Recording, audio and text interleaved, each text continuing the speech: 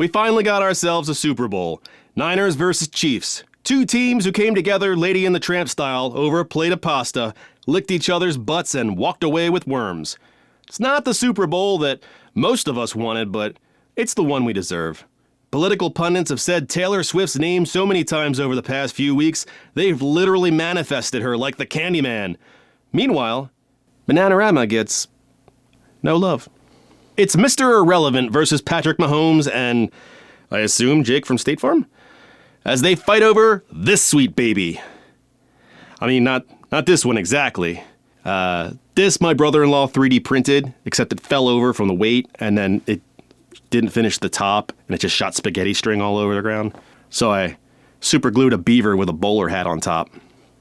You know, just to class it up. Welcome to Shut Off Football. I'm Jeff Stoltzfus. That's Kevin. And before we kick back, get drunk on chicken wings and fireball whiskey and watch the big game, as actually no one calls it, we still have one more roast to get to.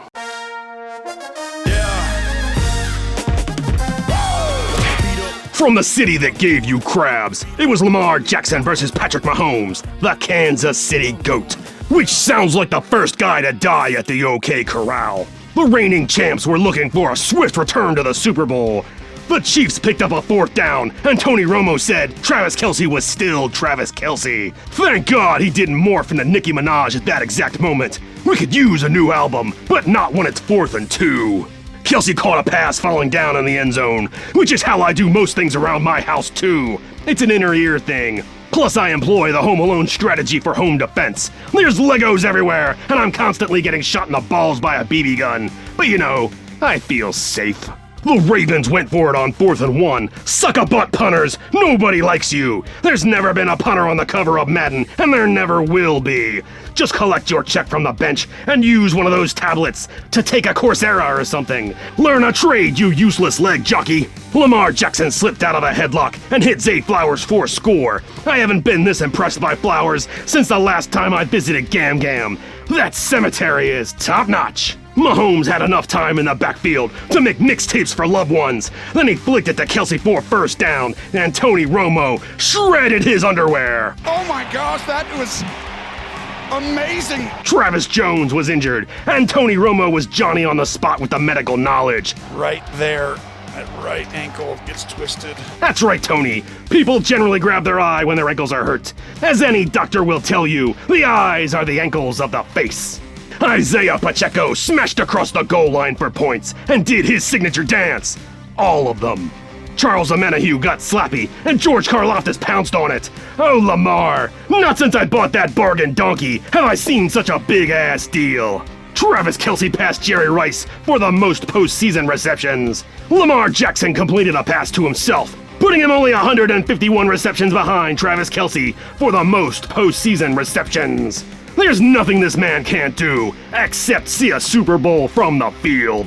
A punter snuck onto the field. Back in your hole. They're like whack-a-mole, these guys. The Ravens were called for roughing after they punched Patrick Mahomes in the face. That's illegal? Since when? Harrison Butker hit a field goal from 52 yards out. Golf? What the hell are you doing here? Are you lost? Fuck golf. The Ravens were down by 10 going into the half. Why is the Chiefs logo bigger than the Ravens? That is noticeably larger. In the second half, the Chiefs went back to their base plays, bitching at the refs. Don't take your name so literally, Nagy. Kadarius Toney made an appearance, in graphic form only. He was inactive for the game because he was injured. Wink wink, nod nod, and not at all because he has feet for hands and lines up in the opponent's backfield. Zay Flowers caught a bomb for big yardage, but they got him for taunting just because he observably was. And I'm just now realizing that the ref makes a giant T out of himself for that call, which is adorable. Is that the only Village People inspired penalty? Line 'em up. I want to play Wordle with the refs. Flowers dove for the end zone, and Dr. Seuss regular Legarius Sneed punched the ball out. The refs signaled touchback by petting giant invisible kitties. Meow. Justin Matabike got to Mahomes, but he showed the pliability of a wacky inflatable tube guy just outside a car dealership. Late in the game, Jackson threw deep into triple coverage. A bold decision. Let's see how this plays out. Justin Tucker added 3, but that was it. The Chiefs have won the AFC again and are headed back to the Super Bowl again. Let the verbal fellatio commence. Deep in the crotch of Silicon Valley, it was Kyle Shanahan versus Lions coach, and the first person you think of when you can't open a jar, Dan Campbell. You can't spell Jared Goff without J off. The Lions came out hotter than a Turkish bath, running Jamison Williams on an end around for a 42-yard score. I've seen this graphic 100 times, and I still don't understand it. That is neither the number of games played nor the active roster count. It's not even the number of people on the screen. Jake Moody came out and missed a 48-yard field goal. Flex, Daniel! Flex your meaty boosh! David Montgomery smashed one in for 6, and Barry Sanders was ecstatic. Or present. He was there. The Lions were looking strong, and Jared Goff was shaking his love fist. McCaffrey pounded one in, and the Niners were on the board. Brock Purdy threw an unintentional high five to Josh Paschal and was picked off. Jahmyr Gibbs shredded bitches like pulled pork and scooted in for a touchdown. Up by 2 scores, C.J. Gardner-Johnson waved goodbye to the crowd, which seemed premature if you're a fan of history or sad irony. Dan Campbell has made quite an impression on this burgeoning team, stewarding their turnaround from one of the league's worst to deep into the playoffs. His players have nothing but admiration for this great man's spirit and his leadership. The Lions went into the half up 17 points. Well-dressed Frankenstein monster Greg Olsen was shocked. His head grew 2 sizes that day. In the second half, the Niners came out with a healthy dose of vitamin Devo. Purdy did his best Mahomes impression, throwing a stupid dangerous pass for a first down. Aaron Glenn looked like somebody dropped spoilers to his favorite new show. The Lions went for it on 4th and 2, but Josh Reynolds got the dropsies. Purdy overthrew Brandon Aiyuk deep. Luckily, it bounced off the defender's face and Aiyuk caught it anyway.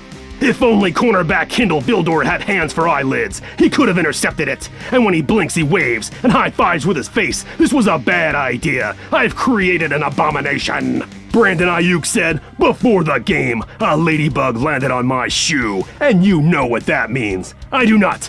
Are you their chosen queen now? Did ladybugs carry the ball to your waiting hands? If you have superpowers or an open communication to the insect world, you need to disclose that before the game, like a reverse injury report. Heads up, Brandon's got ladybug powers. Aiyuk got the ball to finish the drive, and likely a precursor to some disgusting ladybug orgy later.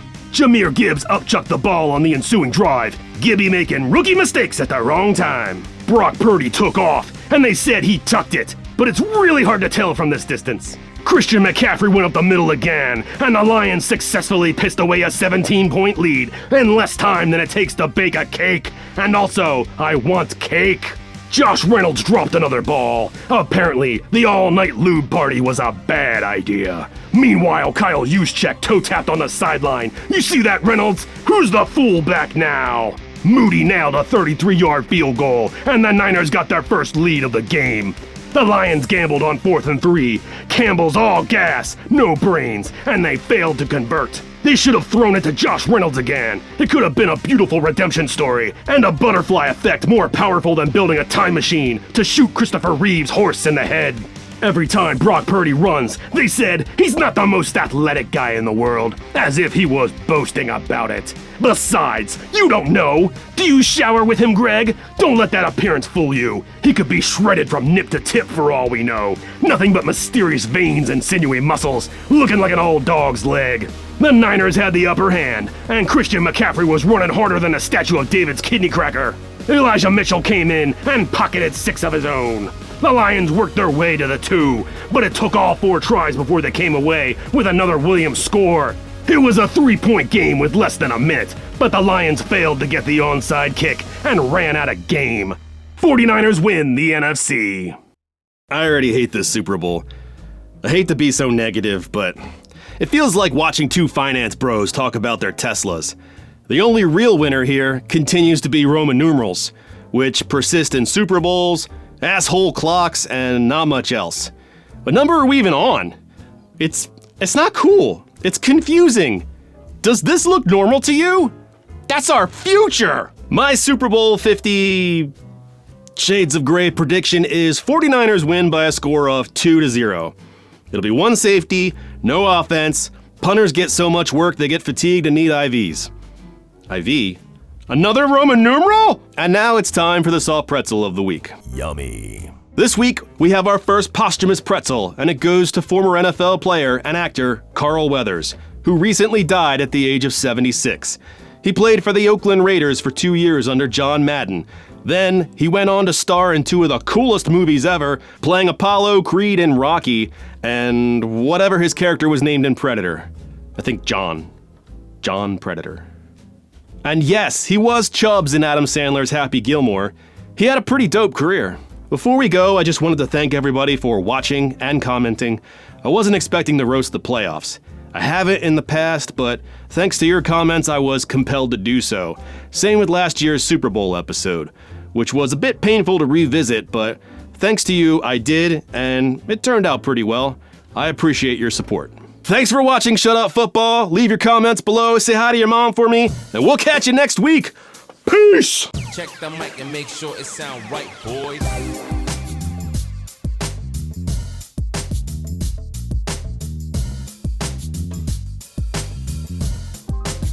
It sound right, boy. We can do it. I can do it. You can do it. Nope, never mind, I was wrong.